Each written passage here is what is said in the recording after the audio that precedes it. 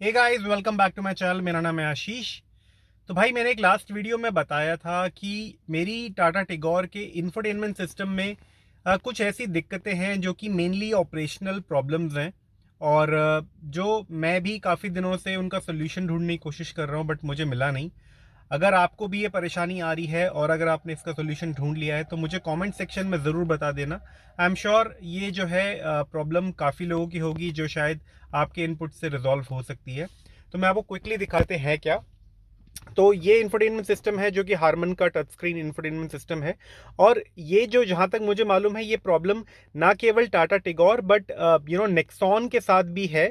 जो नेक्सॉन चलाते हैं उनके साथ भी है। तो मैं आपको बताता हूँ। अब जैसे ये मेरे पास मैनुअल फ्लिप की है, चाहे आपके पास पुश स्टार्ट बटन वाली गाड़ी भी क्यों ना हो तब भी शायद ये दिक्कत आपको आ रही होगी। तो मैं बताता हूँ। तो अगर मैं यहाँ पर चाबी को लगाता हूँ, तो मैंने चाबी को ऑन करा इसका इग्निशन, तो सबसे पहले ये देखिए ऑटोमेटिकली एफएम ऑन हो जाता है, और वो भी उतनी वॉल्यूम में। तो ये मैं चाहता नहीं हूँ कि इसमें अब उसके बाद मेरा फ़ोन कनेक्ट हुआ, आपने देखा होगा यहाँ पे नोटिफिकेशन आई। ऑल्दो मैंने यहाँ पर एक यूएसबी स्टिक भी लगा रखी है, बट बाय डिफ़ॉल्ट जो गाड़ी है वो एफएम को ही कनेक्ट करती है सबसे पहले, जैसे ही आप गाड़ी ऑन करते हैं। काफ़ी डिस्ट्रैक्टिंग रहता है, मतलब वॉल्यूम बड़ी होती है। तो ये मुझे एक पहली प्रॉब्लम लगी। या तो यहाँ पर एक ऑप्शन देना चाहिए कि आप गाड़ी जब स्टार्ट हो रही है तो बाय डिफ़ॉल्ट आप ब्लूटूथ पे करना चाह रहे हैं, या फिर आप यूएसबी पे करना चाह रहे हैं, या आप एफएम पे करना चाह रहे हैं। There has to be one option, but जो कि यहाँ पर मिसिंग है। और बाय डिफ़ॉल्ट ये एफएम पे स्टार्ट होती है, जो कि थोड़ा सा एनॉइंग लगता है कभी कभी। अब मैं आपको दूसरी प्रॉब्लम दिखाता हूँ कि क्या है इस इंफोटेनमेंट सिस्टम के साथ, जो कि प्रैक्टिकल है बहुत ज़्यादा। और ये काफ़ी लोगों को दिक्कत आती है जब हम हाईवेज वगैरह पे ड्राइव करते हैं या अंधेरे में ड्राइव कर रहे हैं स्पेशली। तब क्या होता है वो मैं आपको बताता हूँ। अब देखिए यहाँ पर इसकी जो डिस्प्ले है, ये अगर आप इसको बंद करना चाहते हैं तो देयर इज़ एन ऑप्शन, ठीक है। यहाँ पर आपको डबल टैप करना पड़ता है। उसके बाद यहाँ से आप इसकी डिस्प्ले को ऑफ कर सकते हैं, ठीक है। अब मैंने डिस्प्ले को ऑफ कर दिया है, डिस्प्ले कंप्लीटली ऑफ हो गई है। मैं कोई भी अगर गाना सुन रहा हूँ रात को, अगर मैं ड्राइव कर रहा हूँ और मुझे इसका ग्लेयर नहीं चाहिए, तो मैंने इसके डिस्प्ले को ऑफ कर दिया, ठीक है। But by default, by mistakenly अगर आपका हाथ वॉल्यूम बटन पे लग जाएगा ऊपर या नीचे, तो देखिए डिस्प्ले ऑटोमेटिकली ऑन हो जाती है, ठीक है। ये मुझे नहीं चाहिए। मतलब आई डोंट वांट कि यार अगर मैं वॉल्यूम कम ज़्यादा कर रहा हूँ तो डिस्प्ले भी वापस से एक्टिव हो गई, ये नहीं चाहिए। That's a bug. तो ये शायद टाटा वालों को देखना चाहिए।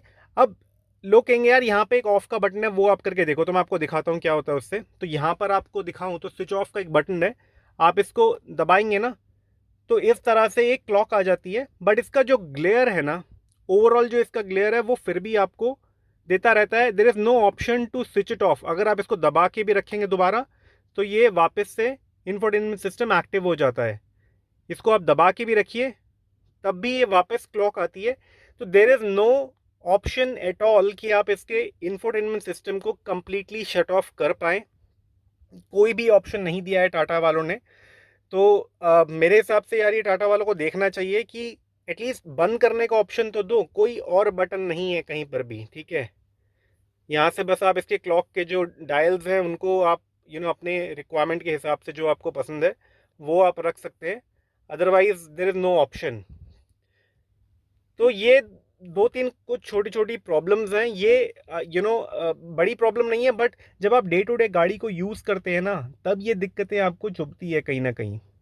तो आई थिंक ये टाटा वालों को इस पे ध्यान देना चाहिए और इसको रेक्टिफाई कर लेना चाहिए। तो गाइज ये कुछ प्रॉब्लम्स थी यार जो डे टू डे हम सबको आती हैं, जो टाटा की गाड़ियाँ चला रहे हैं, वो चाहे टिगोर हो या नेक्सॉन या कोई और गाड़ी। तो इसका सोल्यूशन टाटा वालों को देना चाहिए। अगर आपको इसका सोल्यूशन पता है तो मुझे कमेंट सेक्शन में ज़रूर बता देना। अगर हो सका तो मैं उसकी एक छोटी सी वीडियो बना दूंगा ताकि बाकी व्यूअर्स के लिए हेल्प हो जाए। तो गाइज ये थी एक छोटी सी वीडियो यार। अगर आपको वीडियो इन्फॉर्मेटिव लगी तो एक थम्स अप ज़रूर दे देना, and do subscribe my channel for more videos. Thank you so much.